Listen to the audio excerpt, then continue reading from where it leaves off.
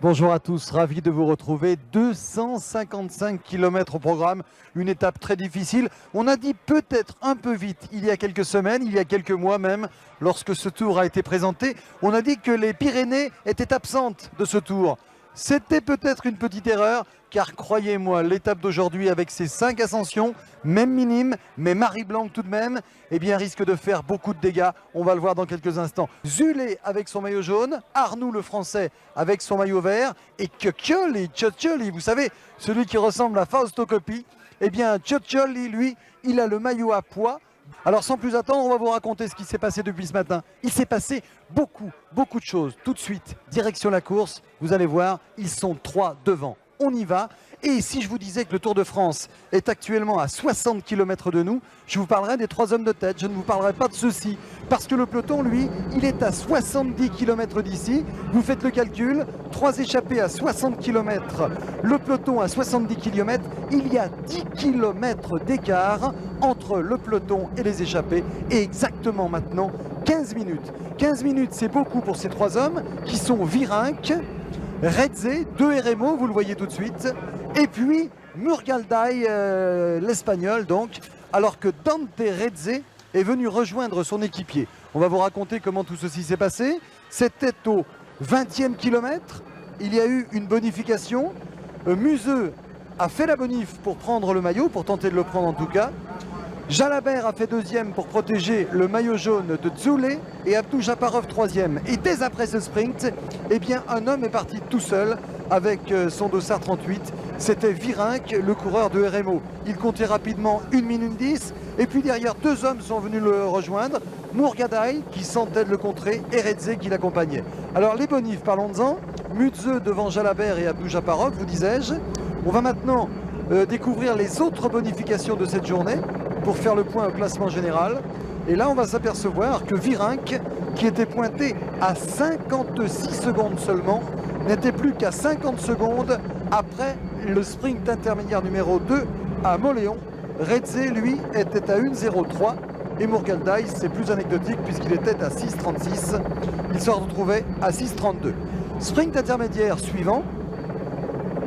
Et là, on va s'apercevoir que la moisson va continuer,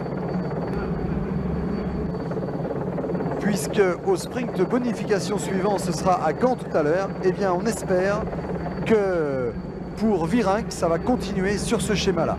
Alors, Robert, la situation est simple. Virenque est en tête et il compte, grâce aux bonifications, seulement 50 secondes de retard. Le voici ici en 2e position avec sa casquette. 50 secondes seulement de retard, c'est jouable. Bien sûr que c'est jouable.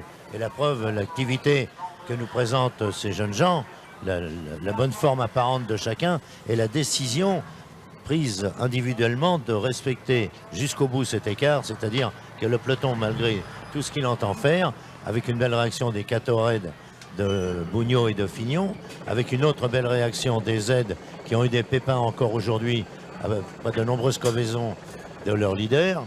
Et dans ce peloton, on est étonné quand même que Virenque, presque à lui seul, car il a tardé à être rejoint par Redze et Murgaldai, Virenque presque à lui seul ait pu assurer 10 minutes d'avance, porté à 22 minutes 30 après environ 1 heure d'échappée. C'est vous dire les écarts de conduite des uns et des autres. Position de la course maintenant, les coureurs de tête, les 3 coureurs de tête possèdent 12 minutes et 30 secondes. C'est le dernier écart. Oh là, cet écart fond très vite. Alors que devant, ils ne sont plus que 2. Oui, Patrick. Jean-Paul? Oui, Redze vient effectivement, il navigue maintenant à une centaine, 200 mètres même d'écart des 2 premiers. Confirmation de ce que je vous disais tout à l'heure. Eh bien, il souffre de crampes et il est lâché. Le venant de passer devant le panneau indiquant sommet du col de Marie Blanc à 7 km. Il y avait Chonietz tout à l'heure pour les Motorola. Il y a maintenant Bauer, alors que l'écart est toujours, nous dit-on, de 12 minutes 30, ce qui est étonnant compte tenu de l'allure absolument folle du peloton là. Et les 2 hommes, Murgaldai. Remarquez, ça peut être logique également, Robert, dans la mesure où il y a quand même une chose à noter, c'est qu'auparavant, il n'allait peut-être pas très vite entre guillemets parce que Dante Redze était un peu limite. Maintenant que Redze n'est pas là, peut-être ont-ils retrouvé un rythme plus élevé. Belle image encore là qui nous permet de voir combien ce peloton est devenu nerveux, comment il est difficile de se remettre aux avant-postes. Regardez Gianni Bugno avec un petit temps de roue libre comme c'est bien fait. Et c'est le patron du peloton, le capitaine. Il y a des capitaines d'équipe, lui c'est presque le capitaine du peloton, c'est Gilbert Duclos-Lassalle qui est devant. Ah oui, il faut produire la grosse impression sur les autres et Bugno qui ne s'en laisse pas compter répétait d'ailleurs encore ce matin que personne ne l'impressionnerait avant l'étape contre la montre qui doit être disputée dans 8 jours maintenant. La pluie fait son apparition sur la ligne, tout à l'heure c'était le soleil, maintenant c'est la pluie. Quelle belle allure il a Virenque, il est impressionnant, il n'était pas sûr de faire le tour, c'est au championnat de France qu'il a gagné sa place Robert, et là il voltige littéralement. Ah oui, mais déjà au début de saison on avait remarqué que c'était un jeune de grande valeur. Pourcentage de la côte qui vient de l'obliger à changer de vitesse, 11,5 sur plus de 3 km. Et ni l'un ni l'autre ne semble, bien sûr ils ont baissé de régime, mais ne semble déjà au fond des réserves. Avec Murgaldai Chasco Ravir, c'est son nom, et une petite fantaisie là, vous inquiétez pas, ils sont toujours au droit. Murgaldai qui n'a pas gagné grand chose dans sa carrière, qui est toujours bien placé, il a fait 22e du tour l'an passé, il ne faut pas l'oublier. Alors Robert, on va falloir maintenant faire des projections, presque des pronostics, et on va rappeler que lorsque l'on franchira le col de Marie-Blanque, il restera 45 km à parcourir. Alors qu'est-ce qu'il leur faudrait à ces gens-là dans la descente? Je dirais que 6 minutes, ça pourrait être bien. Qu'en pensez-vous, Robert? 6. Oui. Si vous pouvez mettre la TVA avec, ça ferait cette oui. Oui. L'écart est maintenant de 11 minutes et 20 secondes, 11-20. 11 minutes et 20 secondes. Ah oui, Ni l'un ni l'autre. Mais le pourcentage est tellement difficile. Le vent, on en a guère parlé aujourd'hui, mais il est une fois de plus défavorable. Et là, les deux hommes montent côte à côte. C'est un peu à la fois pour manifester une supériorité sur l'autre, mais aussi pour ne pas avoir à subir les secousses en restant dans le sillage. Avec des accélérations assez nombreuses telles que les pratiques l'espagnol, Virenque a choisi la bonne méthode. Que c'est dur pour ces deux-là. J'allais vous dire, là apparaît toute la difficulté de cette ascension. Au sol qui ne rend pas du tout. Et ils doivent presque même demander à ceux qui ont ajouté tous ces petits graffitis avec de la peinture, ils doivent leur demander les décors d'en remettre encore car c'est plus roulant que ce fichu goudron qu'on retrouve sur le col de Marie-Blanque. Oui, Jean-Paul. L'écart est maintenant de 10 minutes et 30 secondes, 10-30 pour les deux hommes de tête, alors que Thierry Blanco a signalé à l'arrière le lâchage de Van Poppel et de Cipollini notamment. Ils sont à 1 km du sommet. Oui, 1 km donc pour les deux hommes de tête, effectivement. Et certains coureurs qui savent qu'ils vont être poussés font un grand signe comme s'ils refusaient d'être poussés, mais en même temps disent aux spectateurs au bord de la route, vas-y, le commissariat est pas là. Non, c'est pas une... voilà, 10-30, c'est ça, voilà, très bien. Il secoue la carrosserie, comme l'on dit dans le jargon.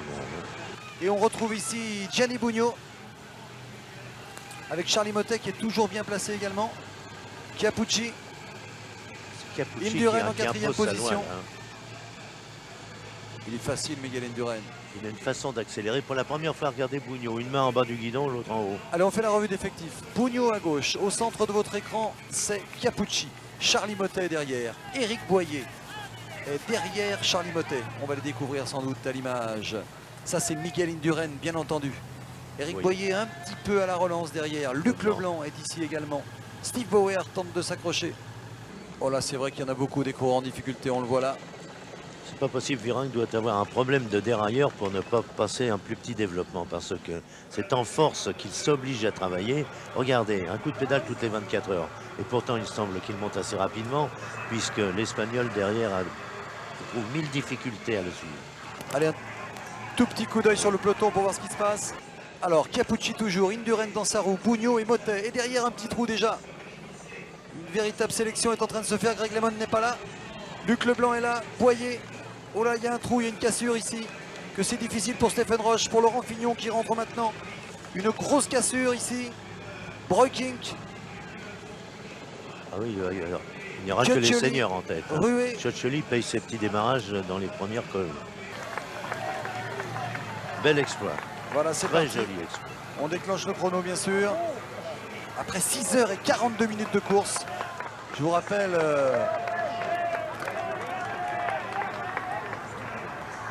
qu'il est parti depuis le 20e kilomètre, Richard Virenque. La course est en train de se jouer là à l'arrière avec Charly Mottet.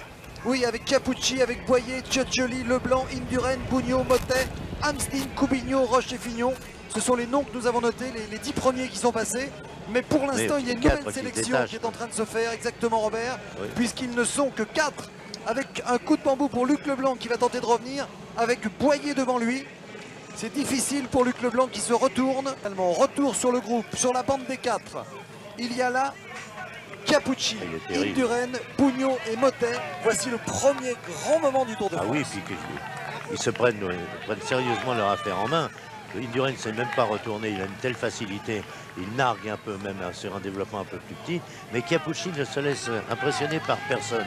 Et c'est lui qui, au contraire, doit donner à Bugno et à Mottet l'impression qu'ils sont dominés par un coureur d'une classe exceptionnelle. Et il relance au Chiappucci, moment là, où c'est vous du en grand parlez. Chiappucci en ce moment. Et là, oui, bonne information, Régis, il fallait nous le montrer dans la descente.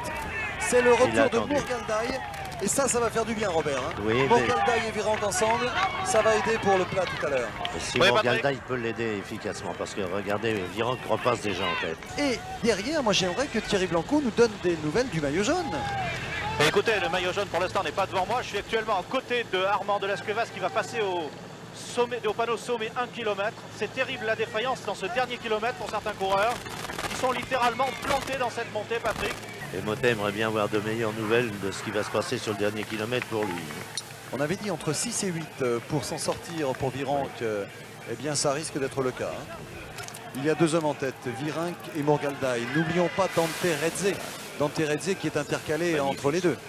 Que C'est beau. vrai que c'est une somptueuse image là, que cette descente de Marie Blanc, alors que le chronomètre continue à tourner et qu'on va assister au passage au sommet du peloton des poursuivants. Enfin, quand je dis le peloton, ils sont 4.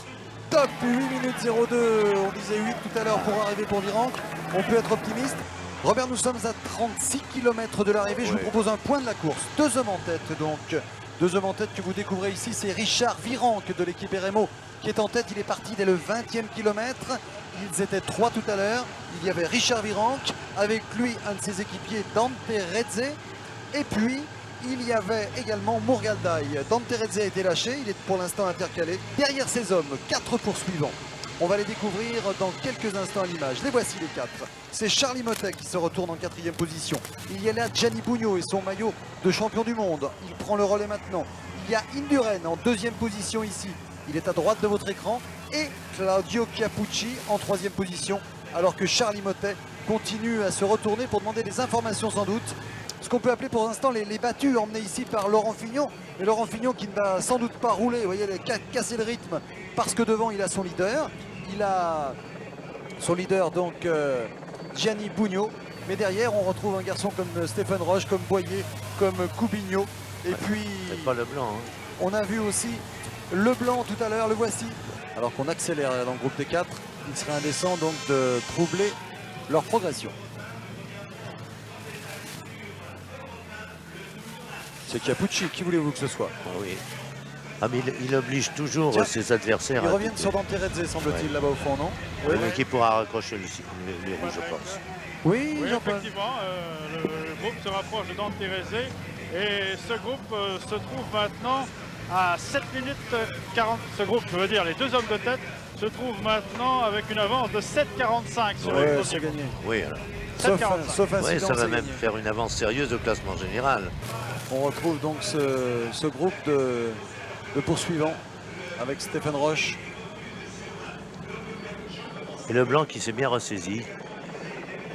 Il a accusé un petit coup au sommet de Marie-Blanc. Donc aborder les premiers lacets de la descente avec un retard dont il aurait pu se dispenser. Mais il fallait faire avec. Et il a bien récupéré. Oui, et on a vu que Laurent Fignon faisait une très très belle descente. C'est un spécialiste. Laudeligno Coubigno est devant. Laurent Fignon tout là-bas au fond de votre écran dans ce virage humide et dangereux. Patrick, Oui, Jean-Paul. 30 km de l'arrivée pour les 2 hommes de tête. 30. Javier Mourgaldaï à 30 km de l'arrivée avec Richard Virenque. Nous sommes du côté de Louis-Juson. Toujours dans ce beau département des Pyrénées-Atlantiques. On va arriver à Pau. Ça sera quand même temps que ça finisse pour eux. On le rappelle à tout hasard, si vous n'avez pas pris ce reportage de ces premières images, Richard Virenque, que vous voyez ici, est échappé depuis le 20e kilomètre d'une étape d'une course longue de 256 km dans ce qu'on appelle la moyenne montagne, mais c'est presque une injure que de traiter Marie-Blanc d'un petit col de moyenne montagne. Alors qu'on voit là les costauds, les 5, puisque Dante Redze est parmi eux maintenant. Très légère la pédalée de Bugno, beaucoup moins lourde qu'il y a seulement un mois. Dante Redze qui a fait un bon boulot aussi. Charlie Motet qui est bien, qui emmène grand. Là, il n'est pas sur le 22 dedans, je peux vous le dire. Et voilà que tout à coup, Bugno produit une énorme impression. Du même coup, Indurain l'observe au plus près. Capucci est moins agressif que tout à l'heure, mais il est vrai qu'il s'agit maintenant sur terrain plat et que la sélection et la décision pour ces hommes-là se sont faites sur l'ascension de Marie-Blanque. Le reste maintenant est une question pour copie conforme. C'est en train de se regrouper à l'arrière en tout cas. On voit que ce groupe... Il est temps qu'ils réagissent pour eux. Oui, c'est l'air d'être le groupe derrière avec Fignon et les autres qui a reçu du renfort. Il faudrait élargir un peu là pour qu'on se rende compte de ce qui se passe exactement. Mais je crois qu'il s'agit du groupe. Oui, c'est en train de rentrer là. Donc l'intérêt maintenant va être de voir l'écart entre le groupe. Regardez comme ils ont compris cela. Oui, oui. Et ils assurent un tempo. C'est formidable l'embellie, si je puis dire, de l'équipe RMO aujourd'hui. Un homme devant pour prendre le maillot, mais on roule quand même derrière. Alors, deux bénéfices. Prendre le maillot pour Virenque, pour quelques jours seulement, et placer Motet au classement général, devant Lemon, devant Breukink, devant Amsten, devant Leblanc. Oui, il n'y a qu'un point noir, lui ne pouvait pas tout avoir. Le beurre et l'argent du beurre, comme l'on dit maintenant. Virenque avec le maillot, il aurait pu faire Virenque avec le maillot, plus 5 minutes. Oui. 5 minutes d'avance, mais ils savent maintenant, Motet, qui en a pas eu de mal à persuader Redze, son équipier, ils savent maintenant que Virenque va prendre le maillot jaune. Alors, l'écart sera mince, mais Motet et même Redze font une excellente opération. Ah oui, c'est absolument tout bénéfice là. Oui, est venu un peu trop tard. Regardez les Carrera qui font le travail là. Ils se mettent en deuxième position. Voilà. Maintenant c'est difficile d'aller prendre en relais. Hein. Ah là. Il faut en doubler 3. Regardez extraordinaire ce qu'il y a dans ce groupe, Robert. Les équipiers de luxe. Stéphane Roche pour Capucci. Oui. Laurent Fignon pour Bugno. Et un troisième. Qui est-ce qui est là? Il y en a un troisième. Eh bien, Pedro Delgado. Pour Indurain. Oui, pour Indurain. Plus d'autres. 3 vainqueurs du tour en équipier. C'est beau, non? Oui. Des équipes bien construites. Oui, Patrick? Oui. À 21 km de l'arrivée à Rébénac, l'écart entre le groupe Leblanc, Fignon, Breukink et le groupe Lemon, amené par Valsol et Graverola, est de 55 secondes. Ah oui, ce n'est quand même pas tout à fait la grande lessive. Et l'écart doit être à peu près le même entre les Bugno, Motet, Capucci, Indurain, Redze et le groupe Leblanc, Fignon. Et puisqu'on parle des hommes de devant, Régis Forissier nous les montre. Alors, cela, il m'impressionne beaucoup. Ah oui, oui. Beaucoup. Rouler à cette allure, en Incroyable. fin de course, alors que le vent n'est pas favorable. Rouler en fin de course, après 230 km d'échappée à cette vitesse, c'est étonnant. Et derrière, eh bien, on réagit. Et puis là, bon, la discussion, elle est très simple. Hein. Il s'agit de savoir, pour Éric Boyer, est-ce que je reste dans ce groupe pour devenir le leader des aides ou est-ce que je me laisse décrocher? On va rester avec la Moto 3 sur Éric Boyer, là, c'est très intéressant. Qu'est-ce qu'il faut faire là? Il faut discuter avec Roger Leget. Je reste devant, je marque le blanc ou j'attends Greg LeMond? J'attends Greg LeMond, c'est décidé. Allez, donc si Boyer se laisse décrocher, il faut qu'il ramène LeMond de 40 secondes. Si vous le pouvez, Thierry, vous allez rendre visite à Roger Leget qui vient de parler à Éric Boyer pour lui demander le choix tactique qu'il fait. S'il demande à Boyer d'attendre comme on avait vu le faire Gilbert Duclos-Lassalle il y a 2 ans. Par ici. Allez, c'est parti pour Bugno, pour Indurain dans sa roue, pour Capucci, pour Charlie Motet. Sous la pluie maintenant. Mais je vous rassure, sur la ligne d'arrivée, il n'y a pas de plus. Patrick, je suis aux côtés de Roger Leget. Roger, vous avez conversé à l'instant avec Éric Boyer. Quelles sont les consignes à l'heure actuelle chez vous? Les consignes, c'est de faire un peu un état des lieux et le pointage qu'il y a entre le groupe de Leblanc et le groupe de Greg. Et comme ça s'entend pas beaucoup devant, je pense que j'espère que ce groupe-là va rentrer. Et après, il y aura plusieurs équipes à rouler derrière les 4 leaders. Le maillot jaune va changer d'épaule et c'est Richard Virenque qui va vivre une aventure somptueuse. Tsoule, pour ses 24 ans hier, prenait le maillot. Richard Virenque, lui, va sans doute prendre le maillot jaune. Et Richard qui n'était même pas sûr de faire le tour la semaine dernière. Il a insisté, il a dit qu'il voulait être digne de la confiance de Jacques Michaud, de Rumeau. et de Roussel, bien entendu. Eh bien, Richard Virenque, il est plus que jamais digne de cette confiance. Il a fait aujourd'hui un gros numéro. Charlie Mottet en deuxième position, derrière Capucci. Quel boulot il aura fait, Claudio Capucci, comme d'habitude. On devrait faire comme dans... Allez-y, Robert. Cela dit, personne ne se ménage et je pense que les séances de massage ce soir vont être prolongées parce que 2 jours comme cela, en démarrant le Tour de France, il faut vite éliminer les toxines un matin Patrick, en route Oui, vers Jean-Paul. Bordeaux. les deux hommes de tête à 10 km de l'arrivée, 10. À 10 km du triomphe, Jacques Michaud est content qu'il avait emporté. C'était où? C'était à Morzine, non, je crois, Jean-Paul. Comment? La victoire de Michaud dans le Tour. Oui, c'était à Morzine, effectivement. oui. C'était une étape de col. Il ouais. avait monté Jouplan et Jouvert. Et Exactement. il avait emporté. Ça nous avait fait bien plaisir. Tentative de contre derrière. Tentative de contre qui est l'œuvre de celui que je signalais tout à l'heure, Jens Eppner. Alors celui-ci, il fallait le trouver. En tout cas, il vient de sortir très facilement là du groupe de contre-attaque. L'Allemand Jens Eppner. Alors que derrière, eh bien, on a toujours la situation avec les 5 et que pour la victoire d'étape, on n'en voudra pas à Virenque si c'est Morgaldai qui l'emporte parce que Virenque fait coup double, bien évidemment, avec son passage en haut de Marie Blanc. Des nouvelles de Greg peut-être de la part de Thierry Blanco. Tout à fait, le peloton vient de passer, enfin le peloton Lehmann vient de passer sous le panneau des 15 km de l'arrivée et une jonction est en train de se faire, me semble-t-il. Je vais repasser à l'avant, mais avec le groupe Leblanc, c'est bien ça. Exactement. Le groupe Lehmann rejoint le groupe Voilà Leblanc. la jonction. Ah, si chaque jour ça fait... Patrick, Oui. il y a encore 7 minutes 10 d'avance sur la tête. Oh là là. 7-10. Et ça va faire un maillot solidement accroché sur les 5 épaules minutes. de Richard Virenque. Avec 5 minutes. On va pas s'écrouler dans la dernière côte autour de Pau. Non. Oui. Pour donner 6 secondes de bonification à Virenque et 2 à Bugno. Tiens, intéressant. Ah oui.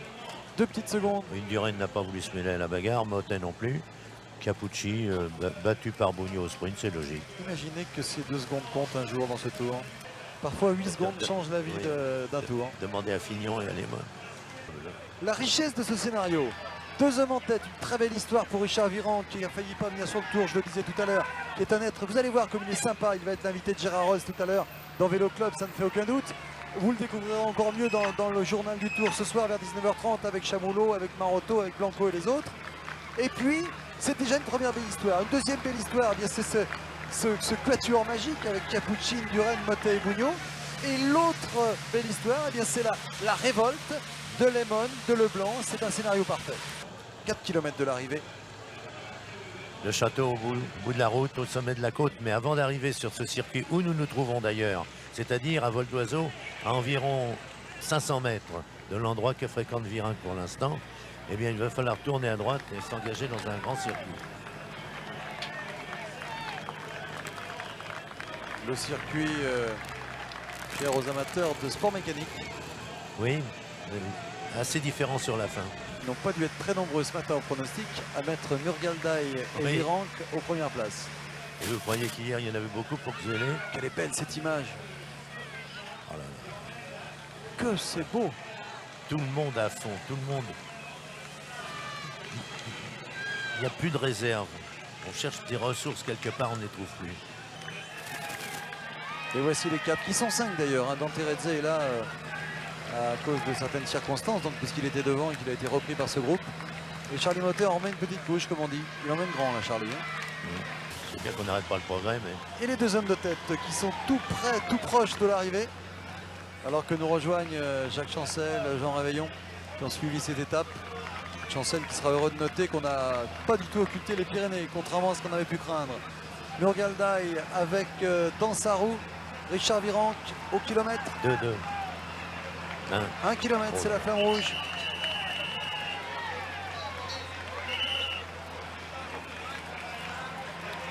Là, Ah, vont-ils perdre quelques secondes à s'observer? Ou sont-ils convenus de quelque chose? oui, oh, ça ne nous regarde pas. Mais disons que la logique sportive, quand Virenque a profité du travail pendant 200 km ou 150 km, quand Virenque a profité du travail de Murgaldai pour aller chercher le maillot, eh bien, il y a parfois une logique qui voudrait qu'au moins Murgaldai gagne quelque chose, puisque Virenque prend le jaune et le poids grâce à la collaboration de circonstances de Burgaldaï. Mais enfin, C'est un virage dangereux. ça les regarde. Hein.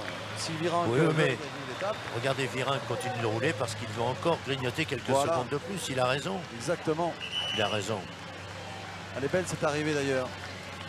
Bah, attention. Oui, mais je pense pas qu'il soit 200. Hein. Non. Voilà. Premier Burgaldaï. Hein. Oui, oui, on avait pensé, on avait dit. Burgaldaï donc qui l'emporte, mais le véritable succès aujourd'hui, c'est à Richard Virenque que nous le ferons. Richard Virenque qui s'offre le maillot jaune et le maillot à poids de meilleur grimpeur. Victoire d'étape pour Burgaldaï, ce sera la fête pour les Espagnols. C'est superbe. Il enlève sa casquette, il en perd sa casquette. Il l'a jeté ou Ravir il a- Burgaldaï. Superbe, et je crois qu'il peut, oui, il peut lever le point aussi, Richard Virenque, car il vient de réussir une fameuse performance. Et on va retourner avec la moto 3 ou la moto 2 sur les hommes de l'arrière. Avec la moto 3, Régis. Voilà, même si la liaison n'est pas parfaite, cette image vaut la peine d'être vue. Ce fantastique travail des aides, donc avec Eric Boyer en tête devant Sean Kelly pour les Festina. Patrick. Oui, Jean-Paul. Oui, je suis avec Richard Virenque ici. Dites-moi, Richard, partir à 20 km après le départ, c'est quand même une gageure. Eh ben, aujourd'hui, j'ai vraiment tout osé. Je voulais taper très fort parce que depuis un moment, depuis le début de saison, je méritais quelque chose, mais je sais pas pourquoi. Aujourd'hui, je me sentais vraiment bien. J'ai attaqué à 20 km du départ et après, j'ai fait toute la journée devant. Je me suis dit, il y a 250 km aujourd'hui, mais Richard, j'étais tellement motivé que ça m'a pas fait peur. Bravo en tout cas Richard Virenque, vous allez endosser le maillot de leader, c'est le plus grand jour de votre vie. Ah ouais, c'est le plus grand et le plus beau, je crois. J'ai pas gagné l'étape, mais rien que de porter un maillot de ma vie, c'est... Là, je crois que je vis sur une étoile. Eh ben, laissons-le vivre sur une étoile. C'est très très beau et on a retrouvé, je pense, la moto. Voilà, on a retrouvé la moto. C'est parti avec la moto 3 et la moto 2 même, dès que vous l'avez. Et au passage, vous noterez la moyenne 38 km 66, alors que les premières heures avaient été couvertes à 33 de moyenne. Voici la moto 2 avec le groupe des 5. C'est Gianni Bugno, bien sûr, avec son maillot de champion du monde. C'est Dante Terrezze qui ferme la marche. Indurain qui accélère là-bas, Bugno dans sa roue, Capucci en 4e position, Charlie Mottes à la droite de la route. Avec 2 km encore à parcourir, c'est dire que le matelas de Virenque sera assez confortable. On avait parlé de 5 minutes d'avance au classement général, c'est sans doute ça. Ça Plus fera- les bonifications qui ne Ouais, sont ouais. jamais négligeables. Avec Charlie qui remet. Charlie, Ouais. c'est un finisseur, on le sait. Meilleur grimpeur maillot jaune dans la journée. Et pourquoi pas un accessite. Ça va quand même faire 3 RMO dans Ah, les 7 premiers de l'étape. Razé peut prétendre à la 2e place. Hein. Petit coup d'œil sur le peloton si on peut d'ailleurs, à 1 km de l'arrivée.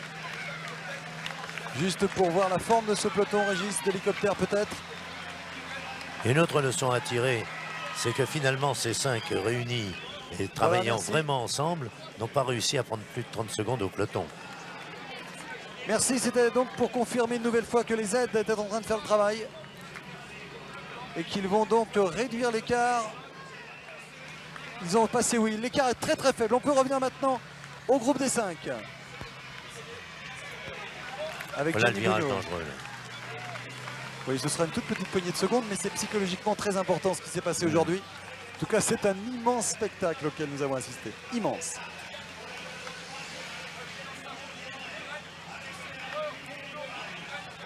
Et là, le sprint, normalement, serait pour Gianni Bugno, mais il a choisi d'emmener le sprint. C'est peut-être qu'il veut grappiller des secondes plutôt que de faire une 3e passe de l'étape. C'est Charlie Motet qui serait plutôt mon favori maintenant s'il parvient à déboucher là sur la gauche. S'il parvient à s'écarter, Charlie, il sera peut-être un petit peu juste. Ça va être difficile Trop pour loin. Charlie. Ah oui, oui, Gianni Bugno est très costaud.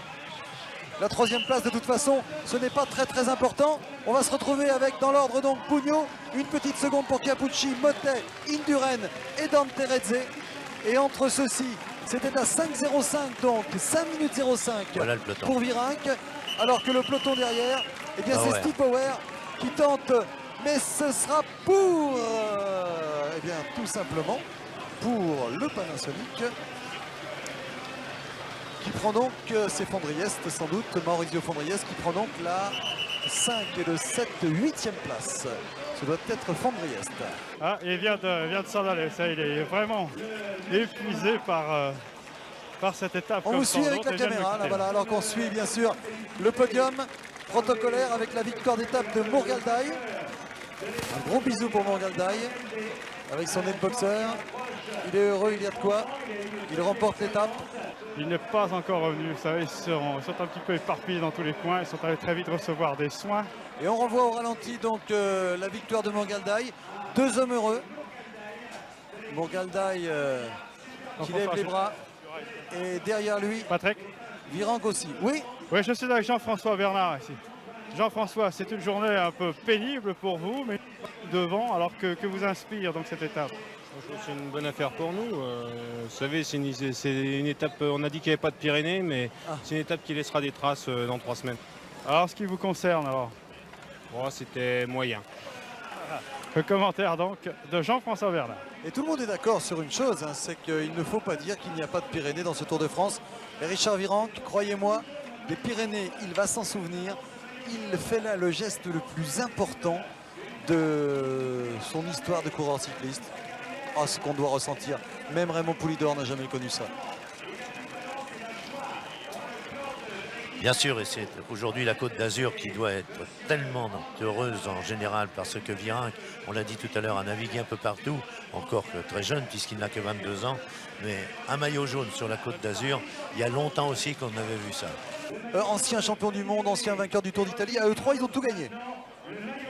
Patrick, oui, me voici en compagnie de Charlie Motter. Ah, intéressant de retrouver Charlie. Charlie, on peut dire que c'est un grand jour pour l'équipe RMO. C'est un grand jour pour Virenque qui est leader, c'est un grand jour aussi pour vous. Oui, tout à fait. Je crois que c'est la première fois que dans l'équipe RMO il y a un maillot jaune, donc c'est vraiment exceptionnel. Et ma foi, je suis très content pour Richard et puis pour toute l'équipe, même pour Dan Thérèse.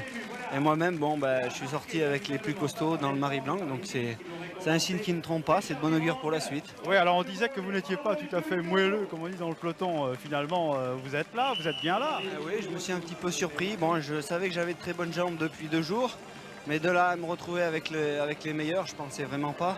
Bon, quand je me suis retrouvé un petit peu à fond, je me suis retourné et puis je me suis aperçu qu'on était plus de 4, donc là je me suis accroché et je crois que la forme commence à venir, j'espère que ça ira de mieux en mieux. Oui.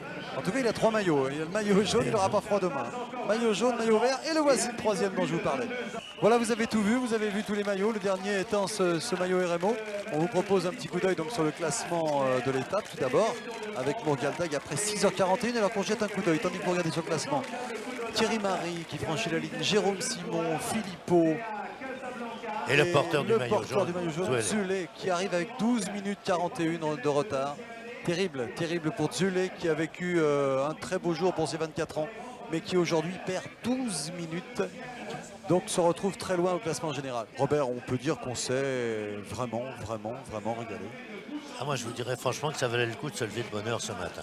Tout le monde rouspétait un petit peu, mais c'est vrai, vous avez résumé, on a vécu une grande journée et le Tour de France nous apporte toujours cela de sensationnel, c'est que les choses se passent là où lorsque l'on décrit le tour que l'on va vivre à l'occasion de sa présentation, on néglige volontiers des difficultés importantes et c'est là que ça se déroule.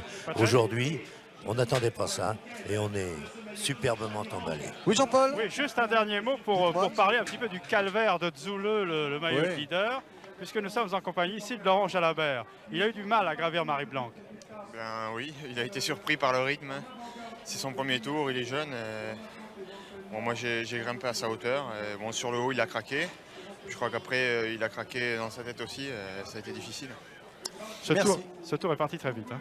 Voilà, à vous Patrick. Merci pour ces ultimes précisions. C'est vrai que Laurent Jalabert était le premier témoin. Salut.